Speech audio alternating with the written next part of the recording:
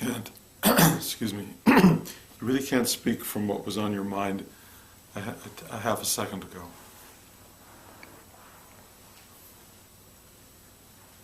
You can't live your life based on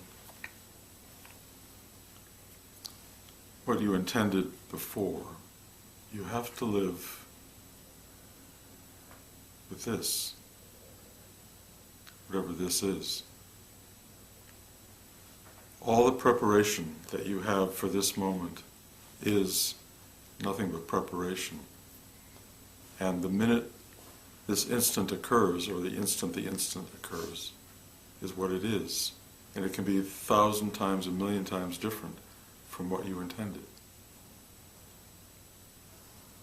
And if you bring all of the baggage of a billionth of a second ago into this moment, you won't be here.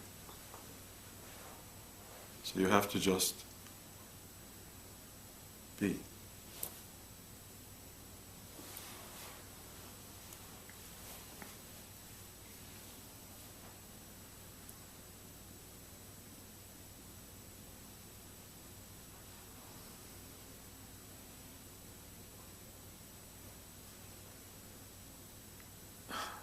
Living in the moment is the best and most amazing tightrope act there is. And there's no safety net. There's no notes.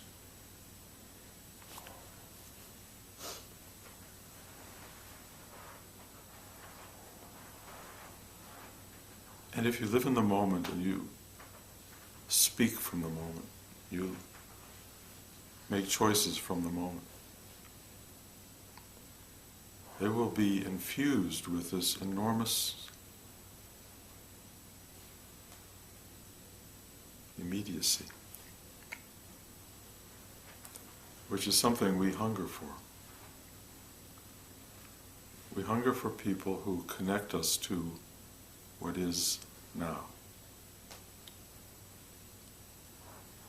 And that's very rare. It's very rare, because very few people know how to do it. On the other hand, there are a lot of people who do it unconsciously. And you can run into them all the time. Grandmothers, mother-in-laws, father. So many people who just throw their stuff that's happening in the second out into the world, and they start to sort of take a dump in public. You see this all the time. You see so many people who are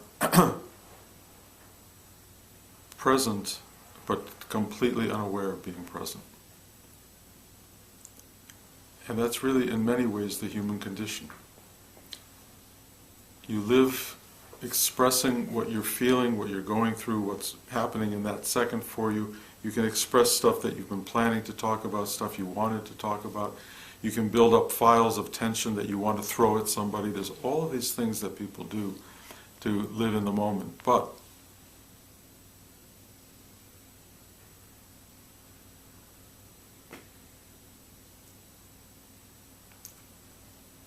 if you stop, if you get quiet, if you feel the depth of this moment,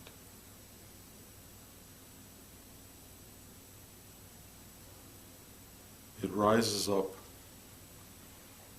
with a kind of truth. A truth for you and the truth for anyone you're with.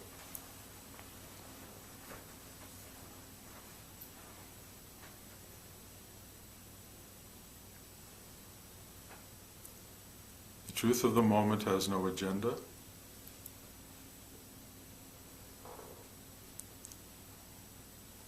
It offers no advantage.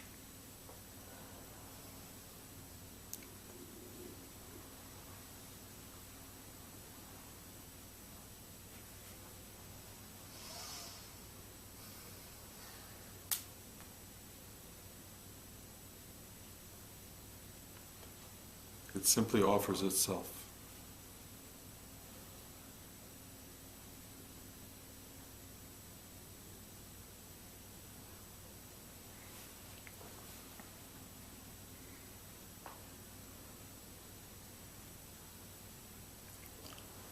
my experience of the truth of the moment is that it provides probably the most beautiful thing I know in life, which is connection. It connects to life itself. It is, in a sense, life recognizing and witnessing itself. And it can happen in any situation at any point in time.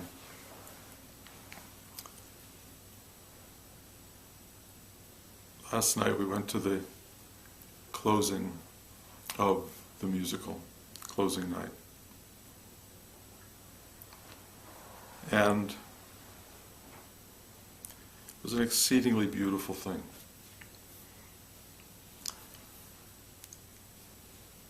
I think everybody who walked into the theater walked in full of expectation, full of emotion, full of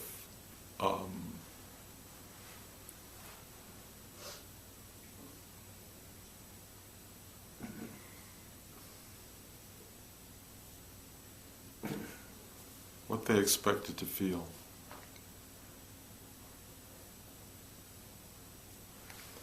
And then the reality took place. The reality was the show went on. The reality was we all sat there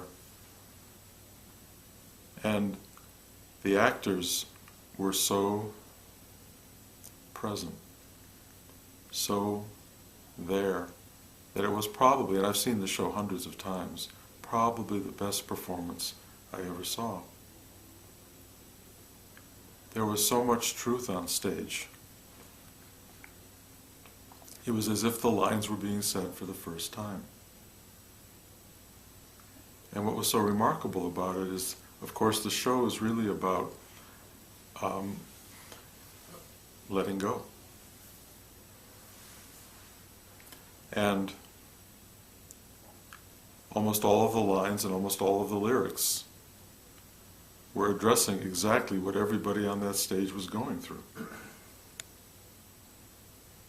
So every single person was speaking truth to an audience open to truth. You know, the opening song is Here Right Now. And immediately, everyone in that auditorium was here now. And they stayed here now for the whole performance. You could feel the emotion the actors were having saying these lines for the last time that they will ever say them on stage. For an audience that would hear it for the last time in this production. And there was a very intense feeling about that. And then we arrive at this song called You Gotta Let Go. And the actor in the song says, I don't know how, but you gotta do it. And everyone in the room was exactly in that space. We have to let go and we don't know how.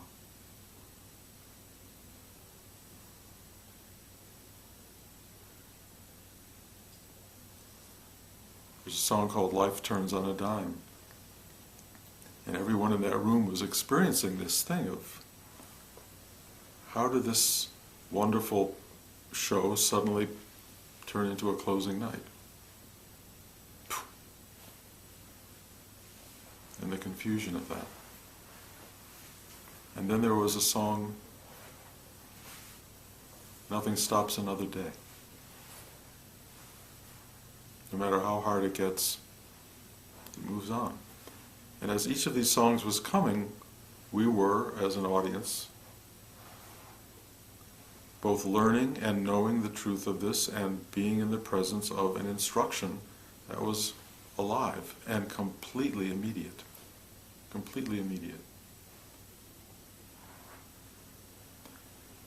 And at the end of the show, Sam says to Molly, and it's a resonance that goes through to everybody in the auditorium, he says, I love you. I've always loved you. And this wafted out into the entire space. And then they have a kiss, which is, in the play, about the last moment these two characters will ever see each other. And this was the moment that these two actors who love each other deeply will ever get to say these lines and ever see each other in this moment. And they come together in this kiss that is like, it's not theater, it is theater, but it's what life is. They were saying goodbye to each other in the same way that a couple that's known each other for centuries says goodbye to each other. And the whole audience was saying goodbye. And then they separate. And he walks off into the distance, and he turns around to look at her, and he takes a tiny little step, and he disappears, completely disappears. And the whole audience saw that, as they always do every night, but this was the last time they will ever see that. For all of us. The music swells in this extraordinary way, which carries everybody into a place of profound, profound loss and sadness. And then there's this extraordinary moment where the stage fills with this cloud-like formation, and these lights come, and all of a sudden the finality has another moment. And this character, Sam, steps forward into our vision, and he says, "The love inside, you take it with you," which is the last line of the show, and may it be the last line of all of our lives. The last thing we learn is that this love that we are, that we have, is all we have and all we are. And it's the one thing that survives finality. And so everybody was taken by that and lifted, I believe, into this place of immediate knowing.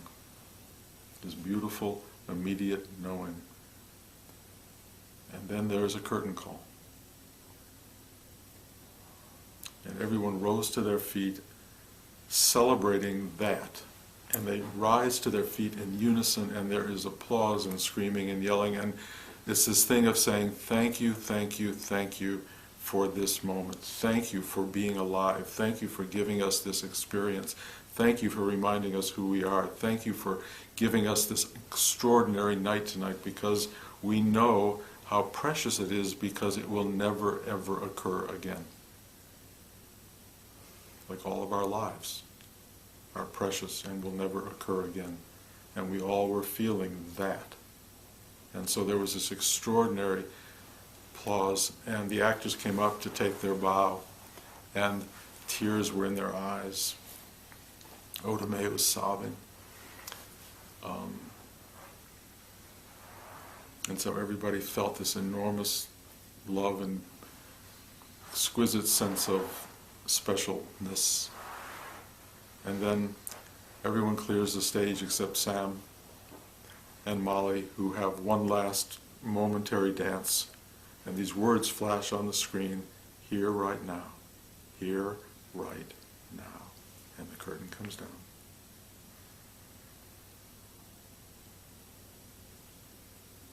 It can't get more immediate than that. It can't be stronger than that. It can't be more beautiful than that, in my mind. There may have been people in the auditorium who were going, I don't want that, but I didn't think so. I think everyone in that space found the continuity, the commonality, the communality, the beauty of being in that shared experience. And when we walked out of there was a party, a goodbye party, and you know how goodbye parties are. They're hard, and you keep meeting people in awkward moments, and you never get enough time, and everything kind of moves around and circulates, and everybody's starting to get drunk. And you go through this experience, and yet my experience last night was a perfect flow. And I've had this before in my life, but I felt it was happening with everyone. Anyone who came up to you for that moment, you got to say the thing that needed to be said. And we were all saying goodbye to each other. We were all saying goodbye in a way that many of us will not see each other again. And we wanted to say the thing that meant something. And everybody did. Everybody did. Everybody hugged with real love and affection. Everyone was open. Everyone was available. Everyone was there in the moment. Some people you spoke to 3 or 4 times. Some people were a little off in their thing, but they were exactly where they were supposed to be. Exactly. The awkwardness of some people was the epitome of who they were. The beauty and the clarity of some people was who they were. It should not have been any different than what it was. And it was unbelievably celebratory. A little bit like what might happen if we all die and end up visiting and seeing all of our old relatives for a short period before we go off into the emptiness and nothingness of our being. It had that sense of thank you, thank you, thank you. Gratitude all around, everywhere. Thank you for the preciousness of a life that passed through us, that we got to express to others, that we got to feel every night on the stage. Thank you to each other for the beauty of who we each were and who we were to each other. A deep understanding that life is a series of passings. There is no permanence. There is no permanence at all. That we were characters who enjoyed each other for a temporary bit of time, as are each of us. At some point, each of us will realize we were characters in each other's dream or each other's life. We were all part of this. We got to share this moment. And what happens at the end of an event like that, like the end of your life, or very clearly the end of a play, is you really love the people who were in your life. You really love the characters, the crazy ones, the beautiful ones, the ones who made you absolutely want to jump out a window, the ones who you couldn't get enough of. You love every single one of them to pieces. And the great thing about a moment like that is you have this feeling that if I could live my whole life in this moment, in this way, with this immediacy, with this awareness that it's all passing, that it's all going to be over, that it is already over on some level, if you could live that, the beauty of your life would be there all the time. Living knowing that this is already passing and finished is what makes life and this moment so exquisite. The night before, I laid in bed, I couldn't sleep. And I was, I've been talking about it. I've been really sad about what's going on here. And it's a sadness that's been powerful and important, sad and angry, and feeling, as I said, I think last week or the week before, the injustice of something so wonderful being so dismissed by people, by critics, let's say, and not being given its full opportunity to show itself to the Broadway world. And I was lying in bed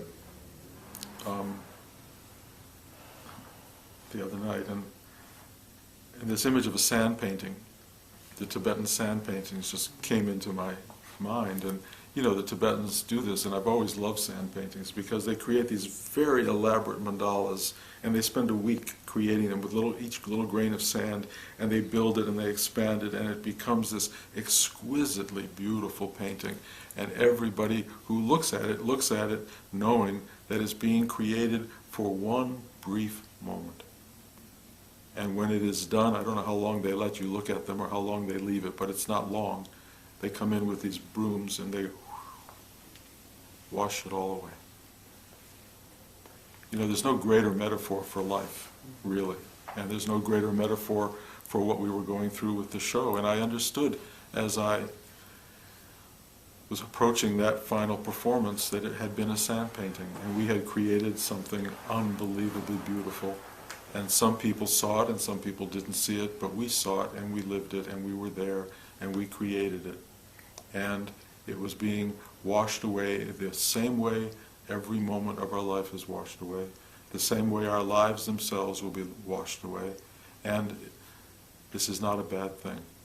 If you want to know and love and appreciate life, be prepared to wash it away. So last night had sadness in it, but it was really celebratory. It was truly celebratory. And we all knew somehow that this having an end, even at what I called an untimely end, made it all the more extraordinary. It's not unlike the metaphor of the show itself. Sam Wheat, the character, was killed long before he should have been killed, and he should have died in life. He was killed in the prime. He really, truly was, walking down the street and a mugger comes out and it's over.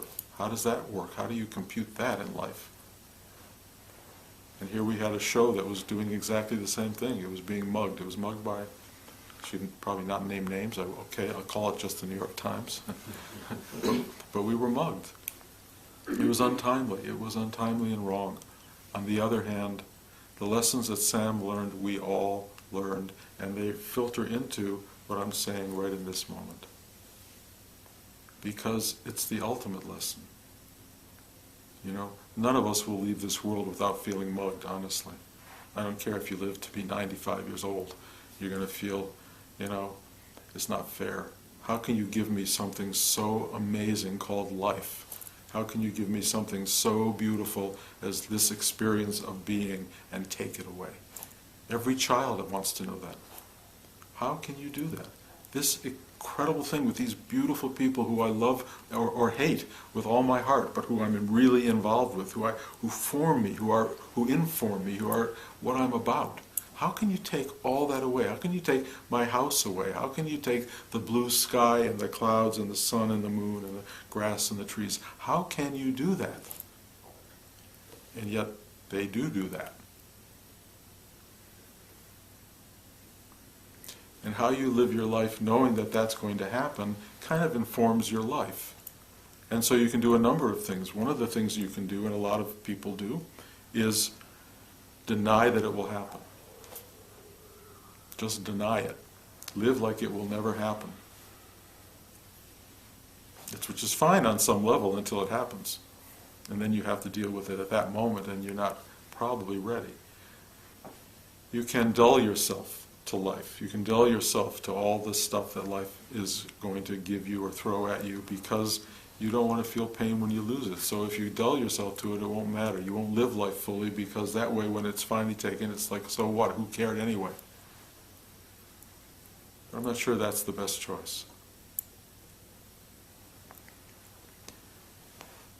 It seems to me to live knowing it will happen at any moment. That the mugging can take place whenever it wants to. To live with the honesty of that is so important and so extraordinary. It means you might be a little bit earnest in life. I know it certainly has made me very earnest. But I tell people what I feel. I don't hold back. I don't hold back my love, my expressions of gratitude. I tell people all the time how lucky I feel to know them. And they seem to appreciate it, mostly. One of the things that Matthew, the director, said in a note to all the people, he said, trying to think of all the things we'll miss, and he said, and we'll all miss, he said, or he said, how did he put it? That so many rainforests have been torn down to allow for all the notes that Bruce Rubin writes to everybody in the end of the show. He said, pay attention because they mean something. And I think he really hit it on the head. Here's Bruce's, here he comes again. But when you finally hear the message, you go, okay, worth it. Seems worth it. And of course it's not Bruce's message, it's the message we will all have if we all lived in the moment. If we all live in this moment, we will keep walking around saying one thing over and over, which is thank you.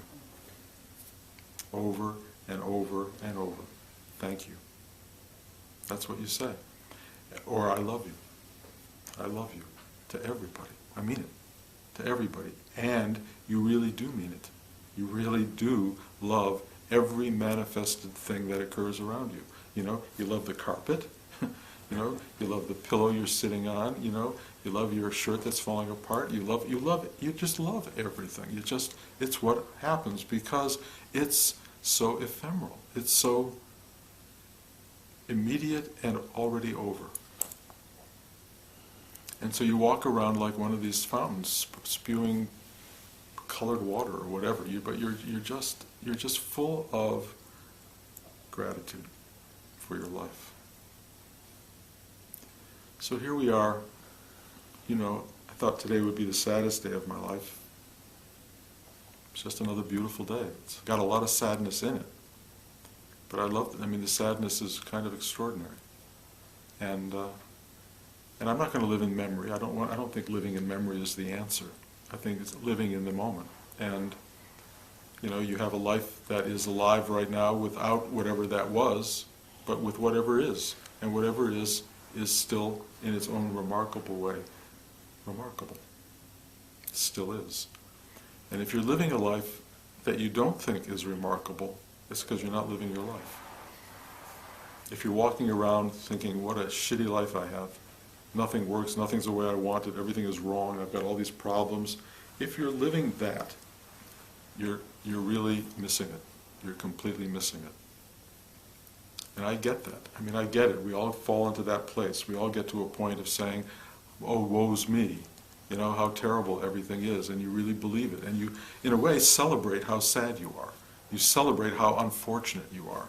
You're the most unfortunate person in the world. Life has treated you worse than anybody. So in a way, you exalt yourself for being miserable. And I get that. I get it. But if you can get to the still point, if you can get to the moment that is, it'll shut you up. It will shut you up, and you will go,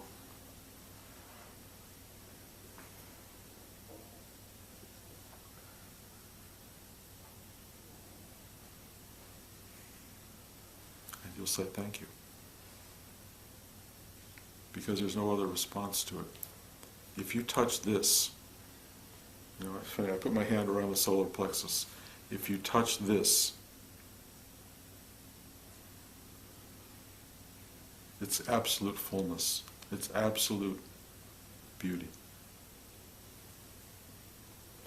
My words for this last week, as I've been filling in the narrative, if you will, of my life. I'm a writer. I mean, I do that. I'm filling in the narrative of my life, and I'm thinking, I am living in reality. I am living in reality. And it's the best place to live. And reality is full of everything. It's not what you want, it's what it is. And if you live in that space, it is not safe, it is not comfortable, it is not anything. It's just what it is. And the minute you don't fight what is, it's not a question of is it comfortable or uncomfortable or anything. It's just what it is. And what you realize that it is, and I used this word last week in my talk, I think, and I really repeat it now, it's beautiful. And the word beauty keeps coming up. It's full of beauty. And I don't mean beauty in the traditional sense, you know, oh, there's a sun in the clouds, and beauty can be as ugly as possible. It can be awful. But its essence is beauty. And there was, I forget who said, truth is beauty, beauty, truth. But that's really true. It's really true. The essence of truth is beauty. And your life is beautiful. And your life, if you live it in truth, is beautiful. And if you live it in the moment, it's defined by that. So, this has been an extraordinary period. I can't predict, you know, that I won't be depressed and sad tomorrow, but I probably will. I've been through enough loss and grief in my life to know how that works. But it will still be the moment, and it will still be beautiful. So this is the end of a chapter. It's a big chapter for me. The ghost chapter is really a big one, and I'm very grateful for every second of it. It's one of the greatest things I've ever done in my life. I loved the play, I loved the movie. It's somehow threaded through my life, and it's threaded through it with a kind of teaching that is exactly what I share with you, and it shares it with an audience. And so my gratitude to Ghost and to whatever allowed it to come through is enormous. So we close the door on this chapter. I have no idea what's next at all. You always think you have an idea, but I don't have. I don't have an idea at all. And I know that if all goes well, I'll be here next Sunday and we'll keep this thing going.